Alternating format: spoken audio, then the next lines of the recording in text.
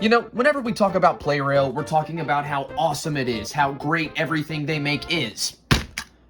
What about the things they make that, you know, suck? Those items you see and you can't help but be like, who thought of that? Can I talk to him in a dark room with a hammer? Like, just for example, here is a Plarail James. Now, this one has been modified a bit. As you can see, he has an open cab, and I've slowly been working on him, but not too bad. This is the redesigned James, and it's honestly one of my favorites. He's pretty nice. He's got good detailing. Even better once you open the cab up, and I plan to do more. Pretty cool, right? It's just James. You might be thinking, where is he going with this? Well, what if I told you James was pregnant? Oh, you think I'm kidding? Okay, shake it out, shake it out, shake it out, shake it out. Just shake it out, just shake it out, just shake it out. Oh my goodness, there we go. Ladies and gentlemen. What? I think it's a bit... I'm holding some form of... James's worst nightmare, as you can see. So you've probably seen these before on eBay or maybe just around in stores. These are the pull along or push along Plarail variants, and it just so happens I recently got James, and I figured we'd talk about one of the most